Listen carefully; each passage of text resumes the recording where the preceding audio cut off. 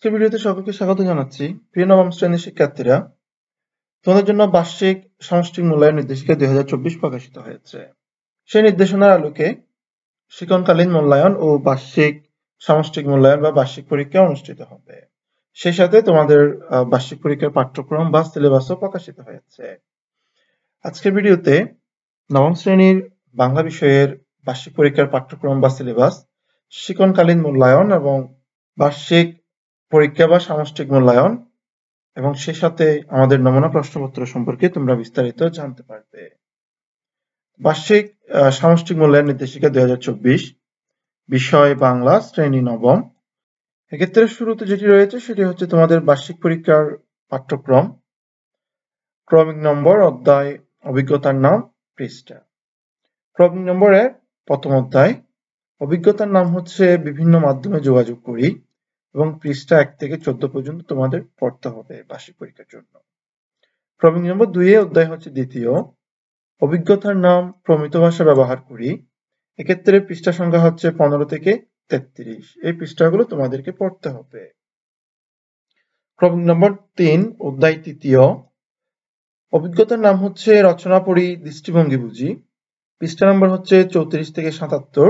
ক্রমিক নম্বর 4 অধ্যায় চতুর্থ, ব্যাকরণ মেনে লিখতে শিখি। পৃষ্ঠা 78 থেকে 99। ক্রমিক নম্বর 5 অধ্যায় পঞ্চম, অভিজ্ঞতার নাম হচ্ছে বিবরণমূলক ও বিশ্লেষণমূলক রচনা লিখি। পৃষ্ঠা হচ্ছে 100 থেকে 112। ক্রমিক নম্বর 6 অধ্যায় ষষ্ঠ, সাহিত্য পড়ি, সাহিত্য লিখি।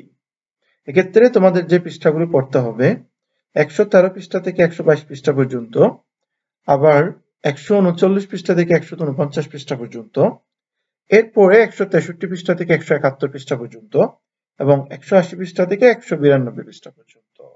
তার ক্ষেত্রে মাঝখানে যে পৃষ্ঠাগুলো বাদ আছে সেগুলা পড়তে হবে, অর্থাৎ এগুলো আমাদের পাঠ্যক্রমের বাহিরে। এরপরে খ নম্বরে মূল্যায়ন কাঠামোটা রয়েছে। তোমাদের মূল্যায়ন কাঠামোটা হবে শিক্ষণকালীন 30% এবং সামষ্টিক 70%।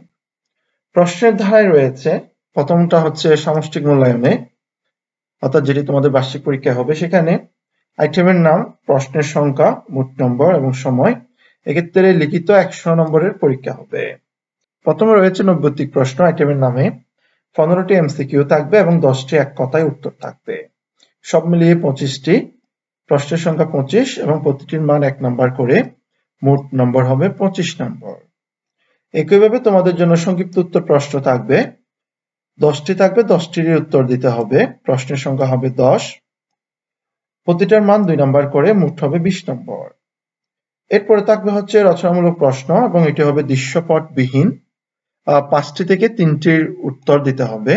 এক্ষেত্রে প্রতিটির মান 5 করে, 3টির জন্য হচ্ছে মোট 15 নম্বর। একইভাবে রচনামূলক প্রশ্ন দৃশ্যপট নির্ভর থাকবে। এক্ষেত্রে 60টি থাকবে, 60টি থেকে 5টি প্রশ্নের উত্তর দিতে হবে। প্রতিটি প্রশ্নের মান হবে 8 করে, মোট 40 নম্বর। সব মিলে যোগ করে মোট হচ্ছে 100 নম্বর। এক্ষেত্রে তোমাদের জন্য বরাদ্দকৃত সময় থাকবে হচ্ছে 3 ঘন্টা। দৃশ্যপট নির্ভর রচনামূলক প্রশ্ন উত্তরের ক্ষেত্রে বলা আছে, প্রতিটি দৃশ্যপটের বিপরীতে 2টি অংশ থাকবে। 100 নম্বরের মধ্যে তোমরা যে নাম্বারটা পাবে সেটাকে 70%-এ কনভার্ট করা হবে। এরপরে হচ্ছে শিক্ষণকালীন মূল্যায়ন, বাকি 30% শিক্ষণকালীন মূল্যায়ন থেকে নাম্বার নেওয়া হবে। এক্ষেত্রে অ্যাসাইনমেন্ট বা ব্যবহারিক কাজের জন্য একটি করে নমুনা সহ 10 নম্বর থাকবে। অনুসন্ধানমূলক কাজ, প্রকল্প বা প্রতিবেদন উপস্থাপন, একটি করে নমুনা সহ, সেটার জন্য থাকবে 10 নম্বর। শ্রেণীর কাজ, পাঠ্যপুস্তকে সন্নিবেশিত একক ও দলগত কাজ, চক পূরণ, বক্স পূরণ, ফ্লোচার্ট অঙ্কন, একটি করে নমুনা সহ, এগুলোর জন্য থাকবে হচ্ছে 10 নম্বর। সব মিলিয়ে শিক্ষণকালীন মূল্যায়নের জন্য হচ্ছে 30 নম্বর। এরপরে বার্ষিক সামষ্টিক মূল্যায়নের জন্য আমরা যে প্রশ্ন কাঠামোটা দেখেছিলাম সেটার আলোকে এখানে একটি নমুনা প্রশ্ন দেওয়া হয়েছে। সময় 3 ঘন্টা, পূর্ণমান 100। প্রথমে হচ্ছে নৈর্ব্যক্তিক অংশ, এক্ষেত্রে মান হচ্ছে 25। দেখা যাচ্ছে এখানে 15টি নৈর্ব্যক্তিক প্রশ্ন রয়েছে এবং তার সাথে সংক্ষিপ্ত উত্তর প্রশ্ন রয়েছে হচ্ছে 10টি, সব মিলিয়ে 25 নম্বর। এরপরে রচনামূলক অংশের মান হচ্ছে 75। প্রথম অংশটি হচ্ছে সংক্ষিপ্ত উত্তর। এখানে মোট 10টি প্রশ্ন থাকবে, 10টির উত্তর দিতে হবে, প্রতিটির মান হবে 2 করে। এরপরে হচ্ছে রচনামূলক প্রশ্ন, এটি হবে দৃশ্যপটবিহীন। এখানে থেকে যে কোনো 3টি প্রশ্নের উত্তর দিতে হবে এবং প্রতিটি প্রশ্নের মান হবে 5 করে। এর পরবর্তী যে অংশটি রয়েছে সেটিও রচনামূলক প্রশ্ন, তবে এটি হবে দৃশ্যপট নির্ভর। এখান থেকে যে কোনো 5টি প্রশ্নের উত্তর দিতে হবে। এখানে প্রতিটি প্রশ্নের মান হবে 8 করে। তাহলে সব মিলিয়ে তোমাদের 100 নম্বরের পরীক্ষা হবে। এই 100 নম্বর হতে বার্ষিক পরীক্ষায় যে নম্বরগুলো পাবে সেটাকে 70%-এ কনভার্ট করা হবে এবং তার সাথে শিক্ষণকালীন মূল্যায়ন নম্বরগুলো যোগ করে তোমাদের মোট বিষয়ের প্রাপ্ত নম্বর নির্ধারিত হবে। ভিডিওটি দেখার জন্য সকলকে অসংখ্য ধন্যবাদ। আমাদের পরবর্তী ভিডিওতে তোমাদের আরো বিভিন্ন বিষয়ের বার্ষিক সামষ্টিক মূল্যায়ন নির্দেশিকা 2024 সম্পর্কে বিস্তারিত আলোচনা করা হবে।